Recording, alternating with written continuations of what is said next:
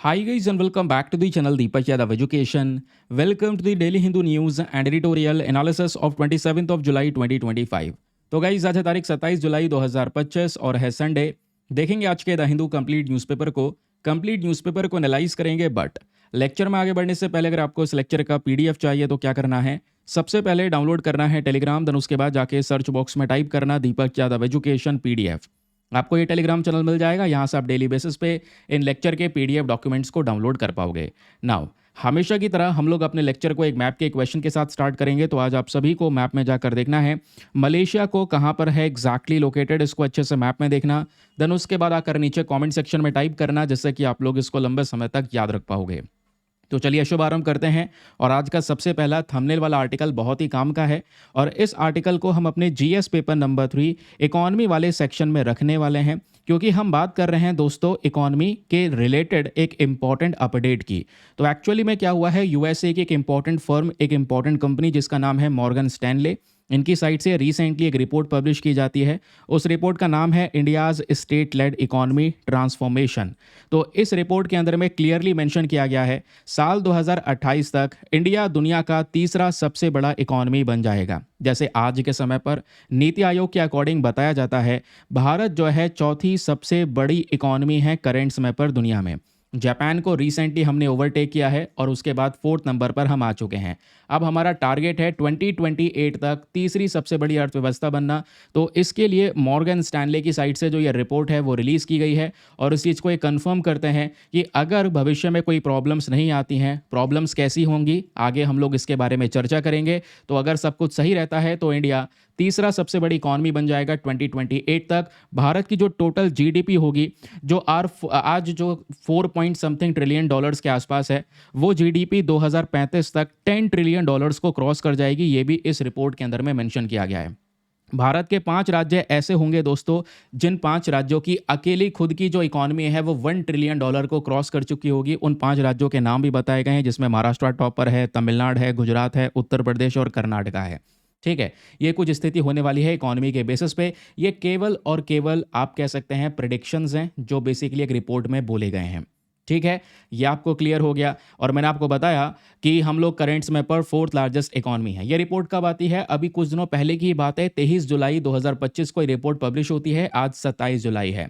Morgan Stanley जो एक top American financial services company है, उनकी साइट से इस रिपोर्ट को रिलीज़ किया जाता है। करंट स्टेटस देखोगे तो मैंने आपको बताया ऑलरेडी भारत चौथी सबसे बड़ी अर्थव्यवस्था बन चुका है। और इंटरनेशनल मॉनेटरी फंड के अकॉर्डिंग अगर हम अभी भी देखें तो इंडिया अभी भी यहाँ पर 5th लार्जेस्ट इकॉनमी के अंदर में है। धीरे धीरे करके इसका जो अपडेशन है वो भी आएगा। दूसरी तरफ आपको ये भी नजर आएगा कि आज के समय पर 5 सबसे बड़ी जो इकॉनमीज़ हैं वर्ल्ड में, उसमें सबसे नंबर 1 पर है USA, second China, third Germany, 4 जैसे नीति आयोग के अकॉर्डिंग यहाँ पर इंडिया है। ठीक है, और 5th यहाँ पर जापान है कि हमने जापान को ओवरटेक कर दिया है in terms of GDP. Clear हो गया। अब अगर इंडिया के जीडीपी प्रोजेक्शंस के बारे में थोड़ा डिस्कशन करते हैं तो इस रिपोर्ट के अंदर में क्लियरली मेंशन किया गया है कि करंट समय पर भारत की जो टोटल जीडीपी है, total economy, gross domestic product हम जिसको बोलते हैं, जो भारत के अंदर में हमारी टेरिटरीज के अंदर जितना भी प्रोडक्शन हो रहा है, जो पूरा इकोनॉमी जनरेट हो रही है, वो 4.19 ट्रिलियन डॉलर्स के आसपास जा चुकी है। और 2035 तक मेंशन किया गया, एक्सपेक्टेशन है कि 10.6 ट्रिलियन डॉलर को ये इकोनॉमी क्रॉस कर जाएगी। और इसमें 2025 यानी ये जो पर्टिकुलर ईयर चल रहा है, इस पर्टिकुलर ईयर में टॉप परफॉर्मिंग स्टेट्स कौन कौन से हैं, तो महाराष्ट्र है, गुजरात और तेलंगाना ने सबसे बेहतर परफॉर्मेंस अभी तक दिया है।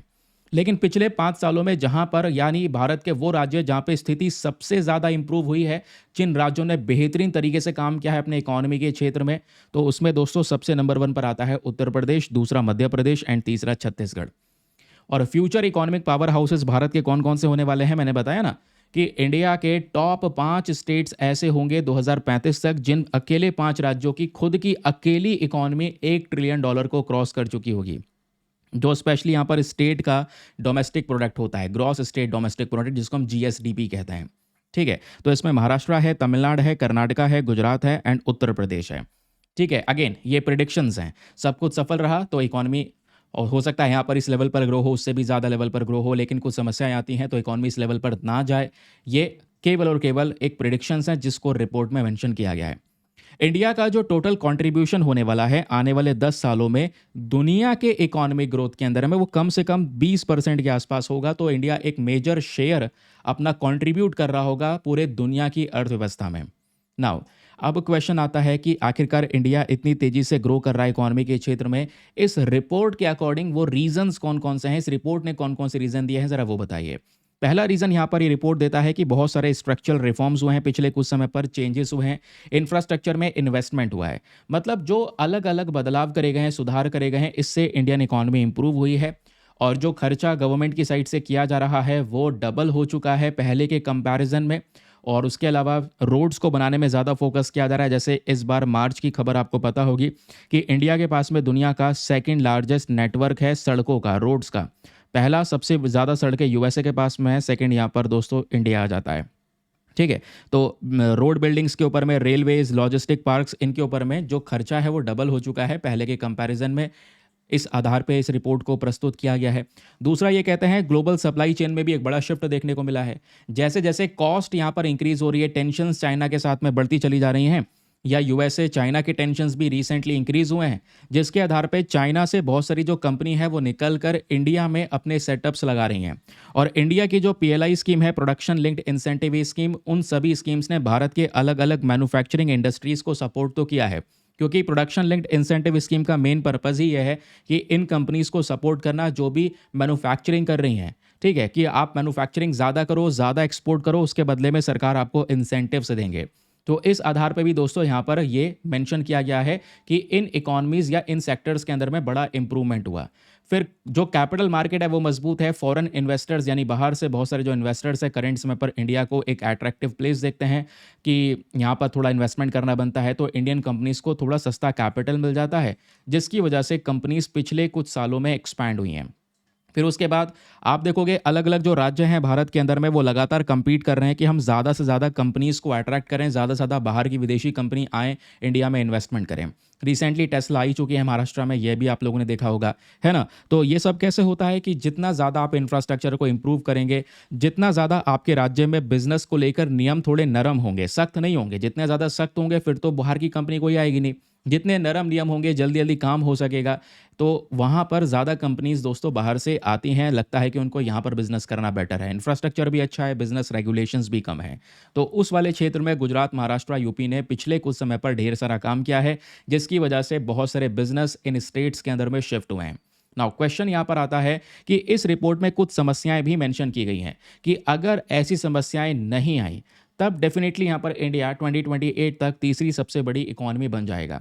लेकिन अगर ये प्रॉब्लम्स हम लोगों ने फेस की तो यहाँ पर इसमें डिले हो सकता है, बनेंगे ज़रूर लेकिन डिले हो सकता है। अब डिले कैसे हो सकता है? पहला चैलेंज, अगर कोई वॉर वगैरह छिड़ गया, जैसे रशिया यूक्रेन का वॉर देखने को मिला, वेस्ट एशिया में अभी अस्थिरता बनी पड़ी है, इसराइल और ईरान ये सारे कंट्रीज़ जो हैं आपस में डिस्प्यूट में फंसे हुए हैं, और अभी भारत के पास में भी एक और वॉर छिड़ चुका है, कौन सा? थाईलैंड और कैम्बोडिया के बीच में, ये आपको पता होगा। तो ऐसी अनसर्टेनिटीज़ बनी रहेंगी तो इससे इंडिया के ट्रेड पे असर पड़ेगा। ठीक है, क्योंकि इन देशों के साथ में फिर ट्रेड अफेक्ट होगा, ट्रेड सही तरीके से हो नहीं पाएगा। फिर जैसे रशिया पे अटैक होगा तो एनर्जी के प्राइसेस बढ़ जाएंगे, कच्चे तेल के प्राइसेस बढ़ जाएंगे, हमको ज़्यादा पैसा देकर इंपोर्ट करना पड़ेगा। अगर ऐसी समस्याएं आती हैं तो इकोनॉमी बूस्ट में प्रॉब्लम्स होंगी। या दूसरा, क्लाइमेट चेंज अगर बहुत एक्सट्रीम हो जाए, बहुत ज़्यादा वेदर बदल जाए, बाढ़ आने लगे या सूखा पड़ जाए, तो इससे हमारा एग्रीकल्चर सेक्टर डिसरप्ट हो सकता है, और इंडिया की मेजर इकोनॉमी एग्रीकल्चर सेक्टर पे डिपेंडेंट है। ठीक है, क्योंकि उस एग्रीकल्चर में सबसे ज़्यादा लोग काम भी कर रहे हैं, जॉब क्रिएशन पर भी ध्यान दिया जाता है। तो जो ग्रोथ है, हमारी ग्रोथ को इस तरीके से ध्यान में रखना होगा, ढेर सारी जॉब्स जनरेट हों, स्पेशली नौजवान लोगों के लिए। ठीक है, एक चैलेंज भारत में और है, वो है इनइक्वालिटी यानी असमानताएं। यानी बहुत सारे लोग, आज देखो बहुत कम लोग भारत में ऐसे हैं जो बहुत अमीर हैं, लेकिन बहुत सारे लोग ऐसे हैं जो गरीब हैं।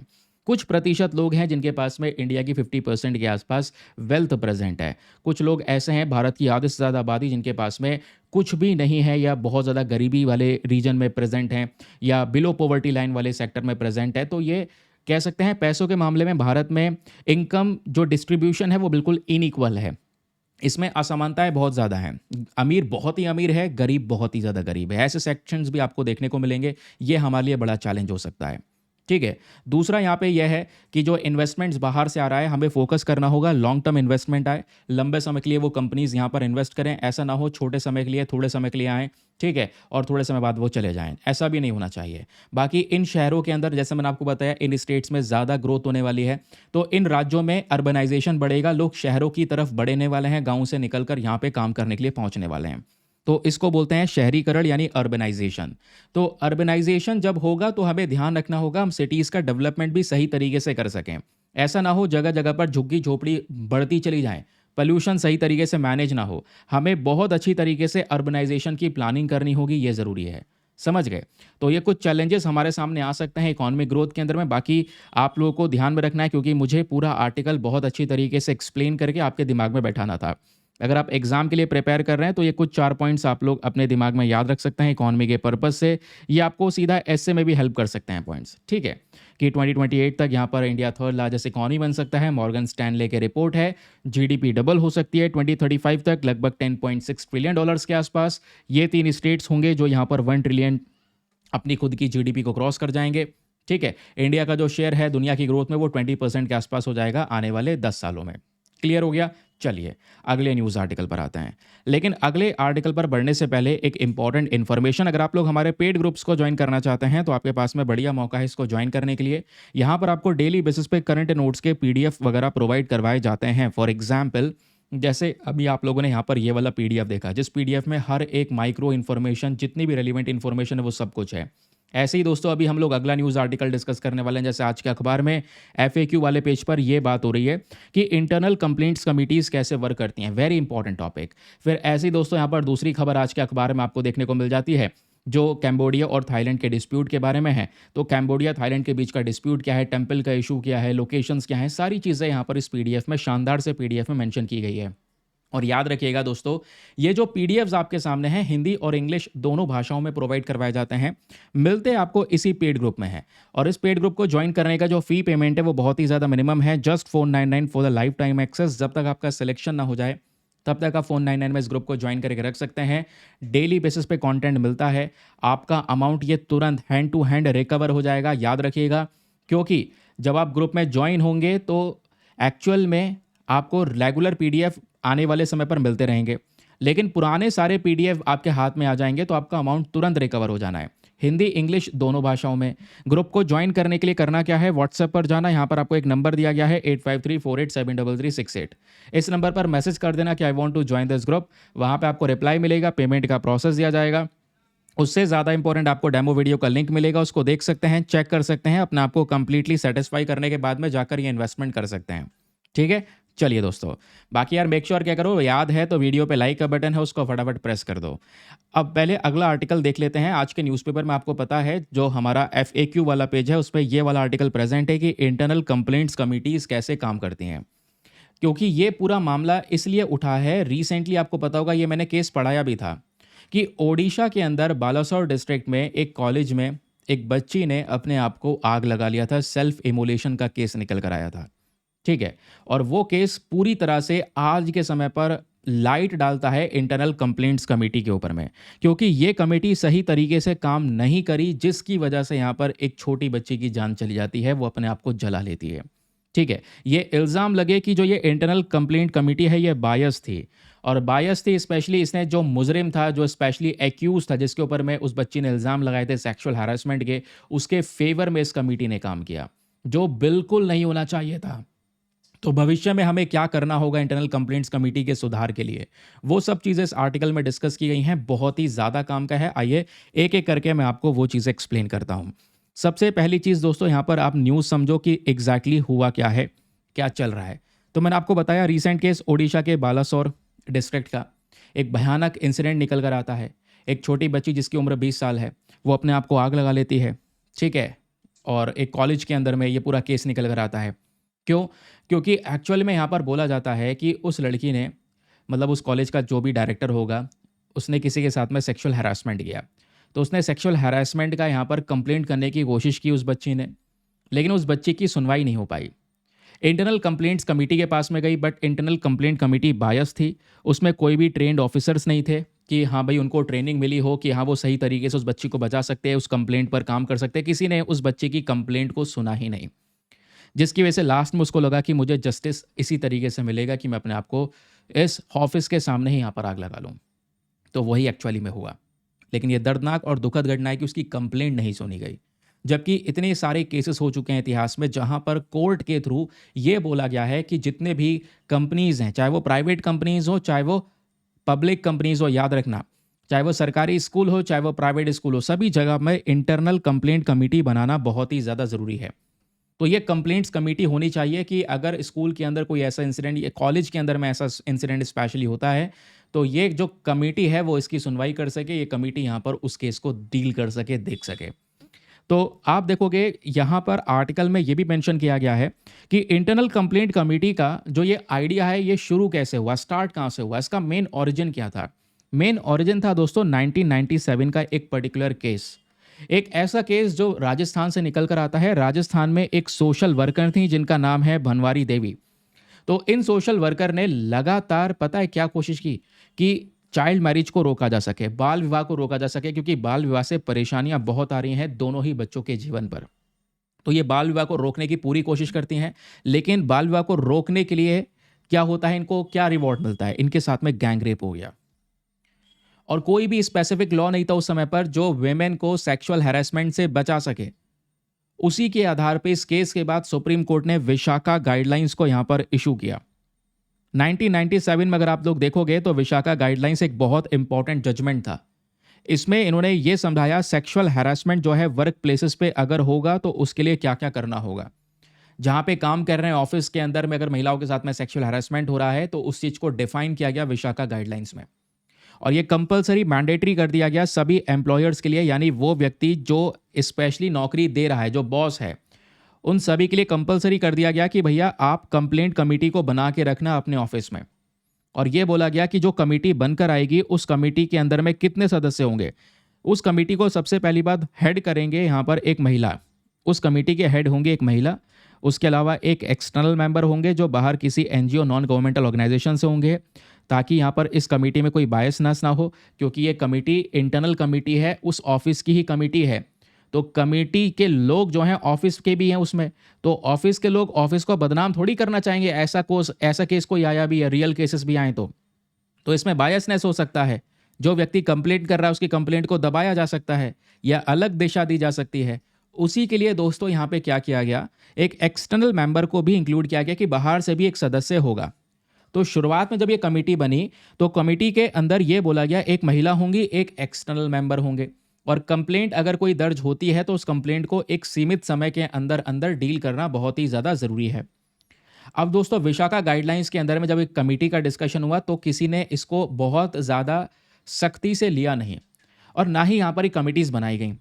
अब क्या होता है, फिर से 2013 में एक एक्ट है जिसका नाम है पोश act, protection of sexual harassment act की बात कर रहे हैं। जो सेक्सुअल हैरेसमेंट होता है वर्क प्लेसेस के ऊपर में, महिलाओं के साथ में वर्क प्लेसेस पे जहाँ पे काम कर रही हैं वो, ठीक है, ऑफिस वगैरह के अंदर में कोई सेक्सुअल हैरेसमेंट का केस आता है तो उसको रोकने के लिए यहाँ पर यह एक्ट है 2013 का। ठीक है, अब क्या होता है, एक्चुअल जो यहाँ पर इंटरनल कंप्लेंट कमेटी है ना, उस एक्चुअल कमेटी का गठन इस वाले एक्ट से होता है। ऊपर विशाखा गाइडलाइन तो बस ओरिजिन था, ये कमेटी का बस खाली शुरुआत की गई, लेकिन एक्चुअल जो रियल कमेटी बनकर आती है वो इसी 2013 एक्ट के तहत आती है। और इस वाले यहाँ पर आईसीसी ने, यहाँ पर याद रखना, इस लॉ के अंदर में जो आईसीसी है इंटरनल कंप्लेंट कमेटी, वो बिल्कुल 100% कंपलसरी कर दी गई सभी वर्क प्लेसेस के लिए, कि वो सभी वर्क प्लेसेस, वो सारे ऑफिसेज जहाँ पर 10 से ज़्यादा कर्मचारी काम कर रहे हैं, उन सभी जगहों पर इंटरनल कंप्लेंट्स कमेटी को बनाया जाएगा। और उस इंटरनल कंप्लेंट कमेटी के अंदर में टोटल 4 मेंबर्स होंगे, ये बात भी बोली गई। अब वो 4 मेंबर्स कौन कौन से होंगे, पहली चीज़, उस कंप्लेंट कमेटी को हेड करने वाले यहाँ पर एक व्यक्ति होंगे। तो हेड जो करेंगी वो सीनियर वेमेन एम्प्लॉय ही करेंगी, याद रखना। उस कंपनी की यहाँ पर एक महिला कर्मचारी वो उस कमेटी को हेल्ड करेंगी, और हेड करने के साथ साथ उसकी चेयरपर्सन भी कहलाएंगी, प्रिसाइडिंग ऑफिसर जिसको हम बोलते हैं। ठीक है, तो एक तो मेंबर हो गया यहाँ पर इस इंटरनल कमेटी का ये, और 2 और भी एम्प्लॉयज़ होंगे दोस्तों जो सोशल वर्क और लीगल नॉलेज को प्रेफर करते हो, वो एक्सपीरियंस उनके पास में हो। तो 2 मेंबर्स हो गए ये। एक मेंबर होगा एक्सटर्नल मेंबर, बाहर से एक व्यक्ति आएगा, ठीक है, एनजीओ वगैरह से एक व्यक्ति आएगा जिसको सेक्सुअल हैरेसमेंट में, मतलब ऐसे केसेस के अंदर में एक्सपर्टीज़ हो। तो वो व्यक्ति आएगा। तो टोटल यहाँ पर हो गए ये 4 मेंबर्स। तो 4 मेंबर्स इस इंटरनल कंप्लेंट कमेटी को चलाएंगे, याद रखिएगा। ये बाहर के एक्सटर्नल मेंबर को इसलिए रखा गया है ताकि कोई इसमें बायसनेस ना हो। ये कंपनी के खुद के मेंबर्स हैं, ये मिलकर ऐसा ना हो कि इसको कोई गलत दिशा दे दें। समझ गए? अब उसके अलावा ये आप तो क्लियर हो गया कि भैया पहला हो गया यहाँ पर वेमेन एम्प्लॉय, चेयरपर्सन, 2 और एम्प्लॉयज़ हो गए, एक एक्सटर्नल मेंबर, 4 मेंबर्स हो गए। और इसमें बोला गया है 4 मेंबर जो हैं एटलीस्ट 50% जो है वो महिलाएं होनी चाहिए। और टाइम फॉर इंक्वायरी ये बोला गया है, यानी इस इंटरनल कंप्लेंट कमेटी के पास में कोई पर्टिकुलर केस आता है, कोई कंप्लेंट आती है, तो 90 दिन के अंदर अंदर उस कंप्लेंट को रिजॉल्व करना होगा। इंटरनल कंप्लेंट कमेटी को कुछ एक्स्ट्रा पावर्स दे दी गई, जैसे सिविल कोर्ट्स की पावर दे दी गई। सिविल कोर्ट्स की पावर जैसे किसी कमेटी के मतलब कोई कंप्लेंट आई है तो कंप्लेंट के बाद में वो कमेटी किसी को बुला सकती है, समन कर सकती है, विटनेस या एविडेंस जो कह सकते हैं सबूत वगैरह उसको कलेक्ट कर सकती हैं। तो कोर्ट वाली पावर्स इस कमेटी को दे दी गई। इस कमेटी में एक सेटलमेंट ऑप्शन भी है कि अगर कोई केस आया है महिला की रिक्वेस्ट पर, अगर केस को सेटल करना चाहें तो सेटल कर सकते हैं, कोर्ट तक कोई मामला नहीं जाएगा। ठीक है। उसके अलावा सभी जो पार्टीज़ हैं उनका भी इन्वॉल्वमेंट यहाँ पे बोला गया है, सभी पार्टी शामिल होंगी। इंटरनेशनल कंप्लेंट कमेटी ने कुछ एक्शंस भी रिकमेंड करे हैं। ये कहते हैं कि जो एम्प्लॉयर होगा, जो कंपनी का मालिक होगा जिसने रोजगार दिया है, उसको ये एक्ट करना ज़रूरी है। ठीक है। और वो महिला की फिर हेल्प करेगा। मान लो कोई अगर कंप्लेंट कमेटी के अंदर में ये पता चला कि महिला के साथ में गलत हुआ है, तो महिला की हेल्प की जाएगी ताकि महिला एक क्रिमिनल केस को फाइल कर सके, आगे प्रोसीडिंग्स कर सके, उसको न्याय मिल सके। समझ गए? अब क्वेश्चन यहाँ पर यह है कि सर ये तो बहुत अच्छा ऑप्शन है इंटरनल कंप्लेंट्स कमेटी का, लेकिन दोस्तों इस इंटरनल कंप्लेंट कमेटी को आज तक फॉलो सही तरीके से नहीं किया गया। ये अगर किया गया होता तो रिसेंटली ओडिशा से वो बच्ची वाला केस निकल कर आता नहीं। क्यों? इम्प्लीमेंटेशन में चैलेंजेस क्या हैं? ये ऑन पेपर काम कर रहा है, ये लॉ प्रोग्रेसिव है, कॉम्प्रहेंसिव है, लेकिन सबसे बड़ी प्रैक्टिस, इसकी सबसे बड़ी प्रॉब्लम क्या है? इसको रियलिटी में प्रैक्टिस नहीं किया जा रहा है, रियलिटी में इसको लागू नहीं किया जा रहा है। ये चैलेंज है। ग्राउंड रियलिटीज पता है क्या है इस इंटरनल कंप्लेंट कमेटी की? कि बहुत सारे जो वर्कर्स हैं दोस्तों इसमें है ही नहीं, और जो वर्कर्स हैं उनको अच्छी तरीके से ट्रेनिंग नहीं दी गई है। पावर इम्बैलेंस है, कई बार जूनियर वीमेन यहाँ पर एक्यूज कर देती है सीनियर मेल बॉस को, तो पावर इम्बैलेंस चल रहा होता है। इसकी वजह से लोगों को ट्रॉमा, स्टिग्मा, ये सब होता है। ठीक है। कोई सरकार का मतलब सरकार एक्स्ट्रा मॉनिटरिंग करती नहीं है। अगर गवर्नमेंट मॉनिटरिंग कर सकती थी तो ज़्यादा बेटर रहता। जगह जगह पे चेक तो किया जाता कि इसने कमेटी बनाई है नहीं बनाई है। अगर कमेटी बनाई है तो सही तरीके से काम कर रही है या नहीं कर रही है, लोगों के पास में नॉलेज है या ऐसे ही बस खाली नाम के लिए कमेटी का गठन कर दिया गया है। तो ये सब चेक करना ज़रूरी है, क्योंकि लॉ अच्छा है लेकिन लागू नहीं करोगे तो उसका कोई फ़ायदा नहीं है। तो सुप्रीम कोर्ट ने दिसंबर 2024 में इसी केस को वापस से ऑब्जर्व किया, और सुप्रीम कोर्ट यहाँ पर यह कहता है कि ये देखो भैया, जो सेक्सुअल हैरेसमेंट हो रहा है वर्क प्लेसेस में, इसमें बहुत सारे सीरियस लैप्सेस हैं। यानी जो लॉ है इसके अगेंस्ट में, वो लॉ सही तरीके से काम ही नहीं कर रहा है। और तुरंत यहाँ पर ऑर्डर दिया सुप्रीम कोर्ट ने कि पूरे देश में जितने भी इंस्टीट्यूशंस हैं, वो सभी देश के इंस्टीट्यूशंस भैया इन कंप्लाइंस को फॉलो करें। ये इंटरनल कंप्लेंट्स कमेटी वगैरह जिन्होंने नहीं बनाई है फटाफट बनाएं। लेकिन फिर भी ओडिशा में उस कॉलेज में कोई ऐसी कमेटी बनाई नहीं गई थी, और बनी हुई थी तो यहाँ पर वो कंप्लेंट उन्होंने नहीं सुनी। ये एक बड़ी प्रॉब्लम है। अब क्वेश्चन यहाँ पर यह है कि आखिरकार इंटरनल कंप्लेंट कमेटी बहुत सारे केसेस में आज के समय पर फेल क्यों हो रही है? रीज़न यहाँ पर यह है क्योंकि ये कमेटी केवल पेपर पे एग्जिस्ट करती हैं, रियल में ना ही इनके पास में कोई ट्रेनिंग है, ना ही सही तरीके से इंडिपेंडेंटली ये कमिटीज़ काम करती हैं। इसके अंदर जितने भी सदस्य होते हैं या तो वो उस इंस्टीट्यूशन को फेवर करते हैं जिस इंस्टीट्यूशन की वो कमेटी है, ठीक है, या फिर उस एक्यूज को जिसने कोई सेक्सुअल हैरेसमेंट किया भी है तो उसके फेवर में केस चला जाता है ताकि अपनी कंपनी को ना बदनामी मिल सके। ठीक है। लैक ऑफ अवेयरनेस का एक केस आता है। ये कमिटीज़ इसलिए भी बहुत ज़्यादा फेल करती हैं क्योंकि बहुत सारी महिलाएं ऐसी हैं जिनको अपने इस अधिकार के बारे में पता ही नहीं है कि भाई अगर उनके साथ में ऐसा कुछ हुआ तो हमारे पास में कंप्लेंट करने की ताकत है, और ताकत है कहाँ पे कंप्लेंट करनी है, जानकारी उनके पास में नहीं है। कई बार महिलाओं को यहाँ पर डर रहता है कि भाई अगर ये कंप्लेंट कर दी तो मेरा करियर ख़त्म हो जाएगा, ठीक है, मुझे जॉब नहीं मिलेगी, कहीं पर बदनामी होगी। तो इस तरीके से भी यहाँ पर एक डर की वजह से वो जो केस है वो कई बार दब जाता है। तो इसको हैंडल करना ज़रूरी है। इसमें कोई भी सिंगल गवर्नमेंट की मिनिस्ट्री ऐसी है ही नहीं जो इस केस को मॉनिटर करे या इंटरनल कंप्लेंट कमिटीज़ को मॉनिटर करे, क्योंकि वर्क प्लेसेस पे जो भी ऐसे केसेस आते हैं वो लेबर और इंडस्ट्रियल मिनिस्ट्री के अंदर में डाल देते हैं, और ये मिनिस्ट्री बिल्कुल ध्यान नहीं देती। कम से कम ये जितने भी इंटरनल कंप्लेंट्स कमेटी हैं ये सब वेमेन एंड चाइल्ड डेवलपमेंट मंत्रालय के अंडर में डालो, ताकि इस पे एक्सट्रीम लेवल पर ध्यान दिया जा सके, चीज़ों को मॉनिटर किया जा सके कि सही लेवल पर काम हो रहा है या नहीं हो रहा है। फिर यहीं पर दोस्तों मैंने आपको बताया जो ओडिशा वाला केस है ना, इसको आप एसए में या मेंस आंसर में as a case study use कर सकते हैं कि एक बच्ची थी जिसने कंप्लेंट की, उसके साथ में सेक्सुअल हरासमेंट हुआ था, उसने अपने मतलब कि हेड ऑफ डिपार्टमेंट के अगेंस्ट में एक कंप्लेंट करती है वो, और इंटरनल कंप्लेंट कमेटी ने उस बच्ची की जो कंप्लेंट है उसको डिसमिस कर दिया। बाद में यहाँ पर वो बच्ची जब उसको न्याय नहीं मिलता है तो अपने आप को उस ऑफिस के बाहर वो आग लगा लेती है।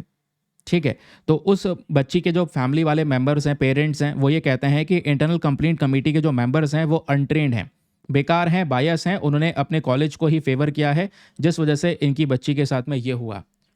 तो उस पर्टिकुलर एग्जाम्पल को रियल एग्जाम्पल के तौर पे यूज़ कर सकते हैं कैसे भारत में इंस्टीट्यूशनल फेलियर हो रहा है। इस इंटरनल कंप्लेंट कमेटी का एक एग्जाम्पल दे सकते हैं, ये कमिटीज़ किस तरीके से फेलियर को फेस कर रही हैं। ठीक है, तो लास्ट में सोल्यूशन क्या हो सकता है? सोल्यूशन यहाँ पर यह है कि इनकी ऑडिटिंग करना ज़रूरी है, रेगुलर बेसिस पर इंस्पेक्शन करना ज़रूरी है। जितने भी वर्क प्लेस हैं, चाहे वो पब्लिक प्लेसेस हो यानी सरकारी ऑफिसेस हो, चाहे वो प्राइवेट ऑफिसेस हो, यहाँ पर खुद की एक कमेटी हो, कमेटी सही तरीके से काम कर रही हो, उसका डेटा निकालो। और जितने भी मेंबर्स इसके अंदर में प्रेजेंट हैं, उन सब मेंबर्स को ट्रेन करना ज़रूरी है ताकि वो सही तरीके से डिसीजन ले सकें। और वेमेन को अवेयरनेस फैलाना ज़रूरी है, महिलाओं को बताना ज़रूरी है कि आपके पास में ये अधिकार है, ऐसा कुछ होता है तो आपको यहाँ पर रिपोर्ट करना है और इस तरीके से रिपोर्ट करना है। डेटा ट्रांसपेरेंसी पे काम करना होगा क्योंकि जो एनुअल रिपोर्ट्स होती हैं, साल की रिपोर्ट्स, इनको डिटेल से कंपाइल करना ज़रूरी है और पब्लिकली अवेलेबल करवाना ज़रूरी है।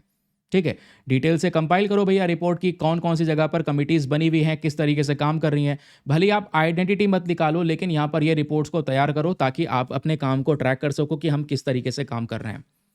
फिर उसके बाद है अकाउंटेबिलिटी मैकेनिज्म। गवर्नमेंट को यहाँ पर एक क्लियर रिस्पॉन्सिबिलिटी लेनी होगी कि भैया हम इंटरनल कंप्लेंट कमेटी को मॉनिटर करेंगे और साल ब साल रिपोर्ट्स प्रस्तुत करेंगे, जवाब देंगे कि हाँ ये कमेटीज़ इस तरीके से काम कर रही हैं। इसमें एक इंडिपेंडेंट एक्सटर्नल ऑडिट करने की ज़रूरत है, बाहर से व्यक्तियों को लाके ज़रूरत है कि ये इस कमिटीज़ का डिटेल से ऑडिटिंग करें, सारी की सारी कह सकते हैं इन्वेस्टिगेशन करें, देखें कि भाई इसमें कोई ऐसा तो नहीं है बायसनेस हो किसी केस के अंदर में, ताकि ये कमेटी फेयर तरीके से, इंडिपेंडेंट तरीके से वर्क कर सकें। नाउ अब मैं आपको यहाँ पर एक प्रैक्टिस क्वेश्चन दे रहा हूँ, प्लीज़ इस क्वेश्चन को अटेंड कीजिएगा। फटाफट इस क्वेश्चन का आंसर आप सभी लोग नीचे कमेंट सेक्शन में लिखना, फिर उसका तुरंत मैं आपको आंसर भी बताऊँगा। प्रश्न क्या है? ऐसे आपसे प्रीलिम्स में प्रश्न बन सकता है।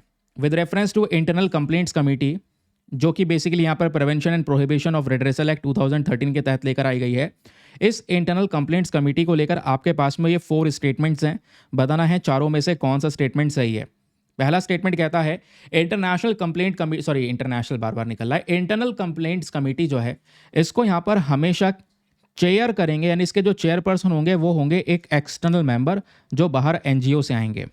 ठीक है, या फिर वो वेमेन राइट से एसोसिएटेड होंगे। दूसरा स्टेटमेंट कहता है एटलीस्ट इस कमेटी के अंदर में जो हाफ ऑफ द मेंबर्स होंगे वो यहाँ पर महिलाएं होनी चाहिए।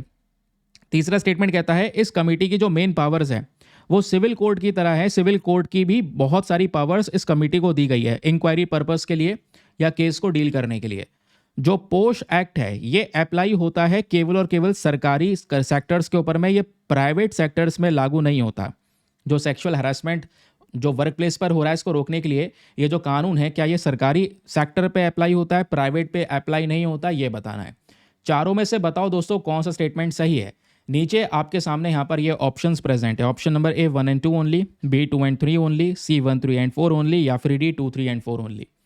फटाफट बताओ इसका आंसर क्या होगा। वीडियो पॉज करो, इसका आंसर लिखो, मैं आपको इसका आंसर बताने वाला हूँ। चलिए एनालाइज करते हैं क्या है इसका बेसिकली करेक्ट आंसर।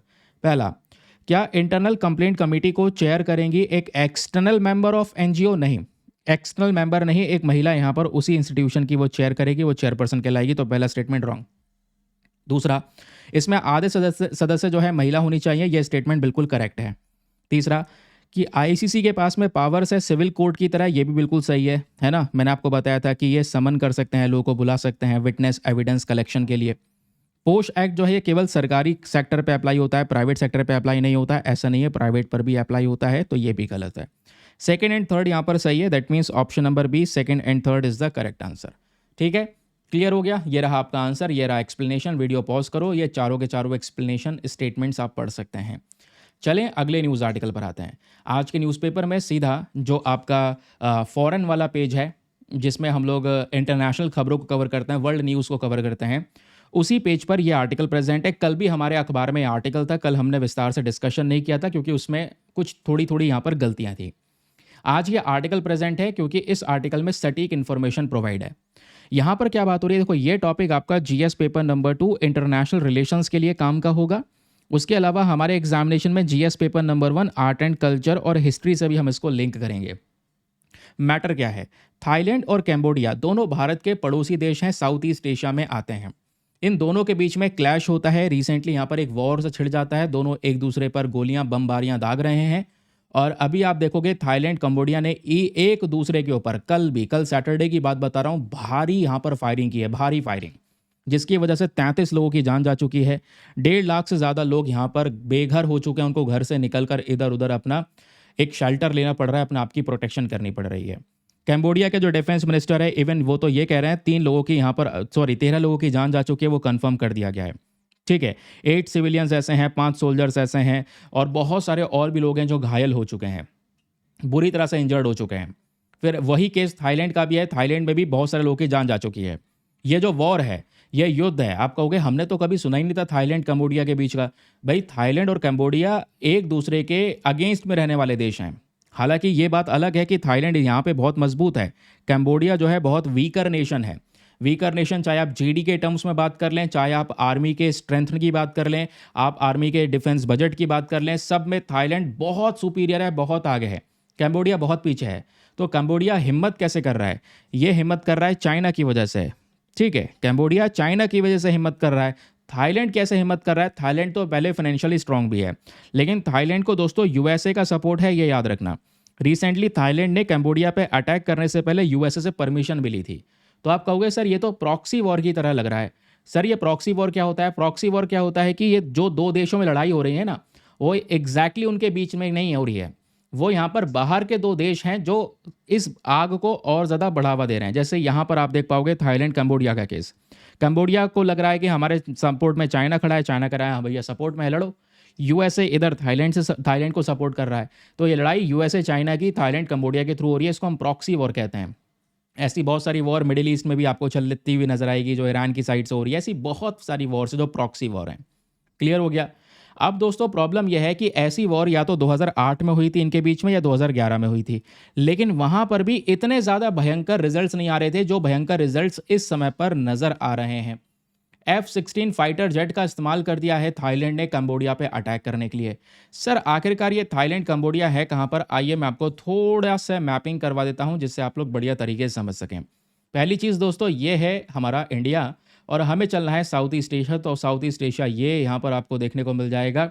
ठीक है, तो ये है म्यांमार जो भारत के साथ बॉर्डर्स को शेयर करता है। म्यांमार के नीचे जस्ट ये थाईलैंड प्रेजेंट है, और थाईलैंड के नीचे आप देख पाओगे दोस्तों ये रहा वो कैम्बोडिया।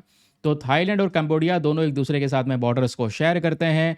कंबोडिया का जो एक बॉर्डर है ऊपर लाओस के साथ लगता है, थाईलैंड के साथ भी लगता है। वियतनाम का बॉर्डर आप देखोगे कंबोडिया के साथ में लगता है, ये पूरा नीचे वियतनाम का बॉर्डर लग रहा है।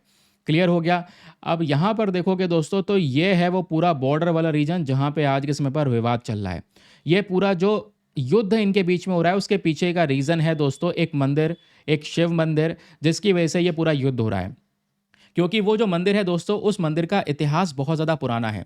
तो ये दोनों ही कंट्रीज़ क्लेम करना चाहती हैं कि ये सबसे पुराना मंदिर हमारा है। थाईलैंड कहता है हमारा है, कंबोडिया कहता है नहीं नहीं ये टेम्पल हमारा है। ठीक है, अगर आप देखोगे तो ये केस इंटरनेशनल लेवल पर जा चुका है, इंटरनेशनल कोर्ट्स ने डील किया है। कंबोडिया को यहाँ पर इसका कह सकते हैं कि जो मेन कह सकते हैं कि ओनर है वो ठहराया भी जा चुका है, लेकिन थाईलैंड उस चीज़ को एक्सेप्ट नहीं करता है। थाईलैंड तो कहता है नहीं ये जो टेम्पल है, इस हिंदू टेम्पल के पीछे का रीजन जो है ये सब हमारा है। बिल्कुल ये हिंदू मंदिर है, शिव मंदिर है, यहाँ पर शिवलिंग आपको देखने को मिलेगा। और थाईलैंड और कंबोडिया दोनों बुद्धिस्ट नेशंस हैं जो बेसिकली आज हिंदू टेम्पल के लिए लड़ रहे हैं। ठीक है, क्यों?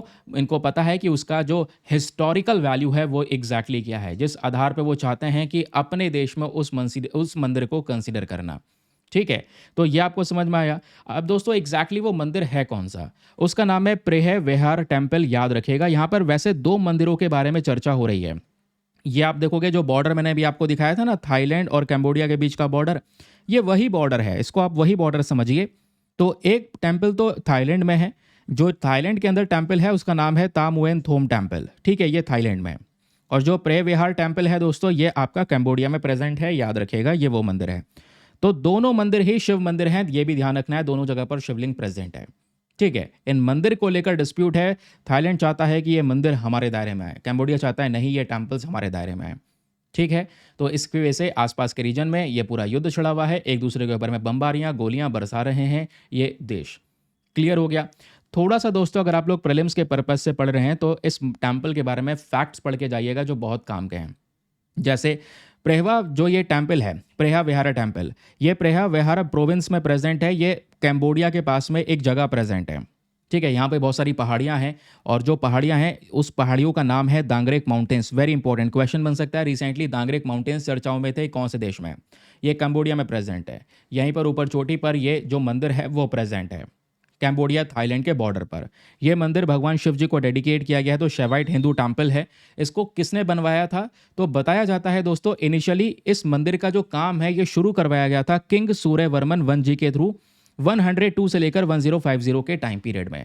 और फिर बाद में धीरे धीरे करके इस मंदिर का एक्सपेंशन, इसको आगे जो बढ़ाया गया वो सूर्यवर्मन 2 ने बढ़ाया था। ये टाइम पीरियड उस समय का हो गया। और ये मंदिर दोस्तों यहाँ पर अपने पीक पर पहुँचता है 9th से लेकर 13th सेंचुरी में, specially Khmer empire. Khmer empire के बारे में आपने सुना होगा, तो खमेर एम्पायर के अंडर में ये सारा काम हुआ है। खमेर एम्पायर की बात करते हैं तो ये एम्पायर इस तरीके से फैला हुआ था। ये आज का मैप है बट ये आपको अच्छी क्लैरिटी देगा। ये पूरा का पूरा एम्पायर आपको दिखेगा। खमेर एम्पायर जो थाईलैंड में भी फैला हुआ है, कैम्बोडिया में भी फैला हुआ है, ठीक है, इस पूरे रीजन में लाओस में भी फैला हुआ है, ऊपर चाइना तक भी यहाँ पर एम्पायर जाता है। ठीक है, तो खमेर एम्पायर के बारे में ये आपको क्लैरिटी मिल गई। चलिए अब सुनिए आगे। तो ये एम्पायर बहुत पॉपुलर था उसी समय पर, ये कह सकते हैं जो मंदिर हैं वो डेवलप होते हैं और इनका एक्सपेंशन भी उसी समय पर होता है। कौन करता है वो मैंने आपको बता दिया। एक इंपॉर्टेंट चीज़ और यहाँ पर आ जाती है, वो इंपॉर्टेंट चीज़ ये है कि जो ये प्रेहा विहारा टेम्पल है दोस्तों, इसको वर्ल्ड हेरिटेज साइट डिक्लेयर किया जा चुका है साल 2008 में। साल 2008 में ये वर्ल्ड हेरिटेज साइट भी घोषित किया जा चुका है। इसके आर्किटेक्चरल स्टाइल को देखोगे तो जो खामेर आर्किटेक्चर है उसी का मास्टरपीस है, उसी के आर्किटेक्चर के जो चीज़ें हैं वो इस्तेमाल की गई हैं। 5 से ज़्यादा यहाँ पर बड़े बड़े टावर हैं इस मंदिर में, गेटवे बना रखे हैं, एक लंबा रास्ता बना रखा है, मल्टी टियर प्लेटफॉर्म्स यहाँ पर प्रेजेंट हैं। ठीक है, और बहुत सारे जीने हैं, स्टोन, वुडन रूफ, ये सब चीज़ें यहाँ पर हमको नजर आती हैं। बस खाली याद रखना, प्रेहा विहार कुछ ऐसी चीज़ चर्चाओं में है तो इसको इंडिया से लिंक मत करना, ये इंडिया में नहीं है। कई बार यहाँ पर आप इंडियन टेम्पल्स के साथ में ऑब्वियसली इसको कंफ्यूज कर सकते हैं, लेकिन ये इंडिया में नहीं है, ये कैम्बोडिया में है। ठीक है, ये बात याद में रखना है। टेम्पल यहाँ पर ये हिंदू टेम्पल है। ठीक है, अब दोस्तों इस मंदिर को लेकर, इस मंदिर के आसपास की जो ज़मीन है, उस ज़मीन को लेकर जो ये विवाद है बिटवीन थाईलैंड एंड कंबोडिया, ये है बहुत पुराना। 1904-1907 के बीच में आप देख पाओगे जो फ्रैंको सियामीज ट्रीटी है, इस प्रकार का अग्रीमेंट किया जाता है। और ये उस समय पर अंग्रेज़ों का शासन चल रहा था, तो उस समय पर ये बॉर्डर बना देते हैं थाईलैंड कंबोडिया के बीच में। फिर बाद में जब ये शासन खत्म हुआ 1954 में, तो थाईलैंड ने दोस्तों इस पूरे मंदिर को कब्जा लिया था। जब यहाँ से फ्रेंच जो है वो विड्रॉ कर लेते हैं, फ्रेंच बाहर चले जाते हैं कंबोडिया से, तो थाईलैंड ने ये मंदिर को कब्जा लिया। फिर 1962 में ये केस गया इंटरनेशनल कोर्ट ऑफ जस्टिस में। इंटरनेशनल कोर्ट ऑफ जस्टिस ने कैम्बोडिया के फेवर में अपनी पूरे ये ऑर्डर सुनाया और बोला ये मंदिर कैम्बोडिया को बिलोंग करता है। साल 2008 में कैम्बोडिया ने इस मंदिर को यूनेस्को वर्ल्ड हेरिटेज साइट की लिस्ट में रजिस्टर करवा दिया। फिर 2011 में दोस्तों इसी टेरिटरी को लेकर थाईलैंड एंड कैम्बोडिया के दोनों सोल्जर्स के बीच में एक बड़ा वॉर छिड़ा था, जिसमें 15 लोगों की जान गई थी। फिर 2013 में भी ऐसे यहाँ पर वॉर होता है ना। 2025 में आप देख पाओगे ये डिसरप्शंस और ज़्यादा एक्सपैंड होता चला जा रहा है, क्योंकि थाईलैंड कहता है कि देखो ये जो टेरिटरी है, पूरा लैंड है, ये हमको बिलोंग करता है और हम चाहते हैं कि हम इसी रीजन को हम रखें। कैम्बोडिया कहता है कि हम ऐसे नहीं देंगे, इंटरनेशनल लीगल बैकिंग हमको मिली है। कोर्ट ने, जो इंटरनेशनल कोर्ट ऑफ जस्टिस ने पूरा केस की सुनवाई की है, वो हमारे फेवर में की है। लेकिन थाईलैंड जो है वो आज के समय पर वही कहता है कि देखिए हमारा एक नेशनलिस्टिक सेंटिमेंट्स है, लोगों के एक कह सकते हैं कि सेंटिमेंट जुड़े हुए हैं इस मंदिर के साथ में, हम इसलिए नहीं छोड़ सकते। तो इवन इंटरनेशनल रूलिंग्स यानी इंटरनेशनल कोर्ट ऑफ जस्टिस भी आज के समय पर इस विवाद को रिजॉल्व नहीं कर पाया है, क्योंकि यहाँ पर पब्लिक सेंटिमेंट्स की बात आ रही है। लोगों के खुद के सेंटिमेंट्स, लोगों के इमोशंस जुड़े हुए हैं मंदिर के साथ में, इधर कैम्बोडिया से भी थाईलैंड से भी। तो दोनों देश इस टेम्पल या टेम्पल के आसपास के रीजन को छोड़ने के लिए बिल्कुल भी तैयार नहीं है। ठीक है, या तो यहाँ पर बायलैटरल डिप्लोमेसी होगी या इस जोन को बफर जोन बनाया जाएगा कि ये जोन किसी को भी ना दिया जाए, ना थाईलैंड को ना कैम्बोडिया को, ये जोन खाली कर दो। ठीक है, या थर्ड पार्टी मीडिएशन हो सकता है। जो भी होगा, जैसा भी होगा, वो आपको थोड़े समय बाद पता चल जाएगा, जैसे भी वॉर रुकेगा। आई होप आपको एक क्लैरिटी मिल चुकी है। प्रीलिम्स के लिए कुछ फैक्ट्स याद करने हैं तो आपके लिए एक छोटा सा समरी प्रेजेंट कर दिया गया है। प्रेहा विहार टेम्पल के बारे में बात होगी तो आपको पता होना चाहिए कैम्बोडिया में लोकेटेड है। भगवान शिव जी को डेडिकेट किया गया है। सूर्यवर्मन 1 एंड 2 ने यहाँ पर इसको बनवाया है। आर्किटेक्चरल स्टाइल इसका खामेर आर्किटेक्चरल स्टाइल है। 2008 में यूनेस्को वर्ल्ड हेरिटेज साइट का टैग मिला है और इंटरनेशनल कोर्ट ऑफ जस्टिस ने कैम्बोडिया के फेवर में रूलिंग करी है। और ये कौन से माउंटेन रेंजेस में है? दांगरेक माउंटेन रेंजेस में। Very very important. देखो छोटी सी समरी है बट इस समरी ने हर एक पॉइंट्स को डील किया है जो मैंने ऊपर डिस्कस किए हैं। तो इसको आप स्क्रीनशॉट ले लो या इस तरीके से नोट्स बना लो, काम खत्म। इतनी चीज़ें याद रखनी है, वापस से रिवाइज करोगे तो रिवीजन में बहुत आसानी हो जाएगी। तो चलिए फिर इसी के साथ में आज के सेशन को करते हैं हम लोग समाप्त और मिलते हैं आप लोगों से नेक्स्ट वीडियो में। आज के लिए bye bye, have a nice day, thank you and जय हिंद।